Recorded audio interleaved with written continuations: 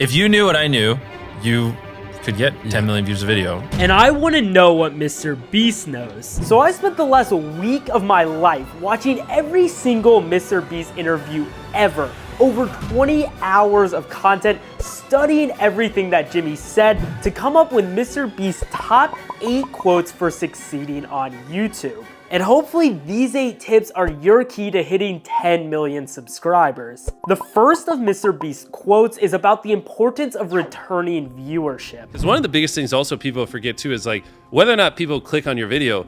A huge factor is their experience with your last video. Whenever you post a new video, you usually base click-through rate on whether or not the idea is good or the thumbnail is good. While these are definitely important, a secret CTR metric is prior video experience. Let's say that your last video was subpar, but you posted it anyways. Well, the next time you upload a video, viewers aren't gonna click as fast because they didn't have that great of an experience with your last video. MrBeast has only posted bangers on his channel, so when he posts a new video, you already know it's gonna be great. You're more apt to click on his video where quality has been so high in the past versus another creator whose videos haven't been as good previously. And a lot of this just stems from longevity. Instead of putting out a bad video just to upload, you should take a long-term approach, which is actually what MrBeast's second quote is about. If you want to be a YouTuber, if you're watching this, right, like, and you're thinking in the scale of 10 years, like,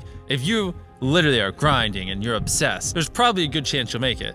But if you do that over the course of 6 months or a year, I don't know, you know? But that's why I like to think over a span of a decade. Taking a long-term approach to YouTube is one of the most important things you can do. Every single creator who's successful right now has been working at YouTube for many years. MrBeast himself has been uploading videos for the last 12 years. That's 12 years of Jimmy soaking up knowledge and slowly getting better. On the other hand, a lot of creators only think in terms of their next upload. This makes it impossible to think about channel direction and long-term branding. It becomes infinitely easier to miss opportunity when you're only focused on the short term. And one of the biggest opportunities on YouTube is picking concepts that appeal to a wide range of viewers, which is MrBeast's next top quote. These are concepts that are just very, you know, mass appealing. You know, what do we do? Whether you're 40 or,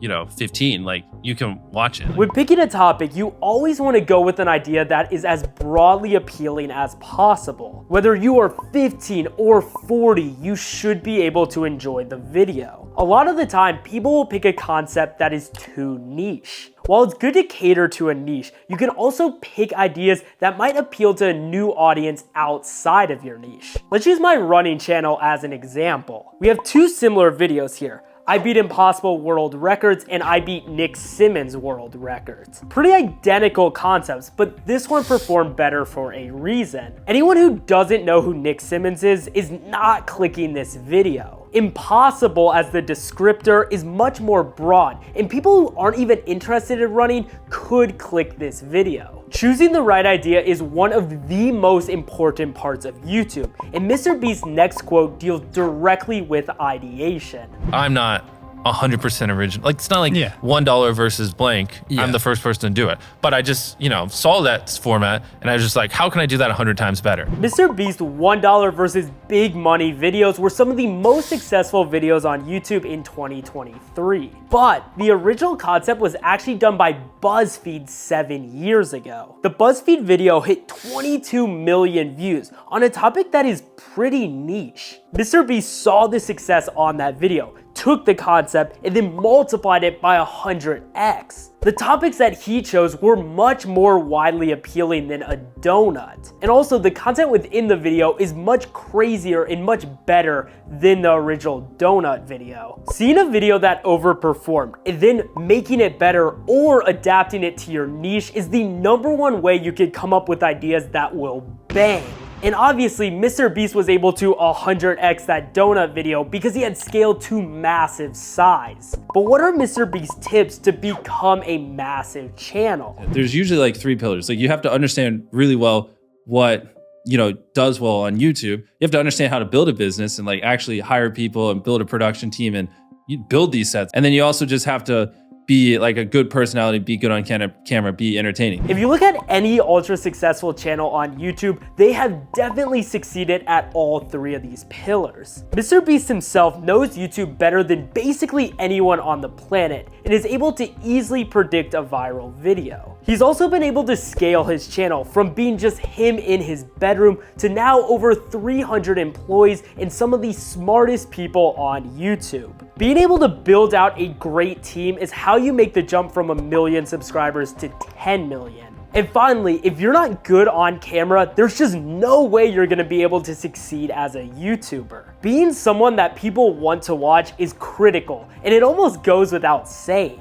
One other piece of YouTube that is beyond important is the title and thumbnail, and MrBeast touches on this with his 6-bit of advice. You almost have to like every day like sit in a corner and go, the title and thumbnail matters more than you think, and tell yourself that 10 times. Let's say that you get 1 million impressions on your video, but then let's say that the CTR is 10%. That means you missed out on 900,000 views because your title and thumbnail didn't interest the viewer enough. The title and thumbnail are like the gate that keeps people from watching the amazing content that's inside once they get through that gate. You need to make sure that this gate is wide enough and lucrative enough for millions of people to want to enter. MrBeast has several thumbnail variations for each video, and every title is optimized to be as intriguing and simple as possible. If the title and thumbnail aren't good, then there's no reason to create the video itself. But how about when someone does click on a video? This is MrBeast's most important rule for the actual video itself. You can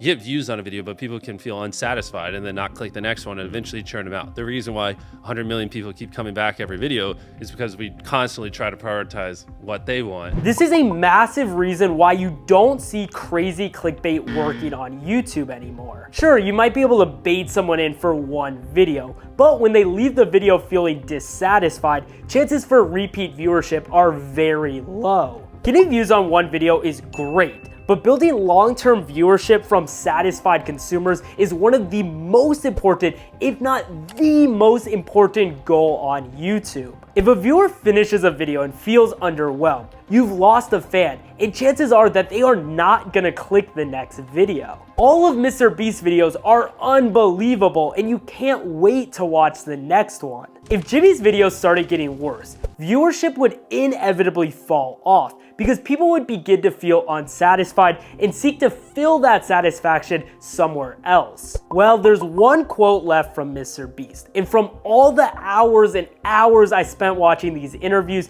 this is the quote that I think is the most important. No one's like the biggest YouTuber in the world because they have the best thumbnails, right? Yeah. It's also because they have great, phenomenal content. Thumbnails are so important, but nothing matters more than making a great video. It's easy to get caught up in trying to get someone to click, but is the content inside worth watching? At the end of the day, YouTube is a video platform, not a thumbnail platform, and making sure that you are making the best videos possible should always be number one.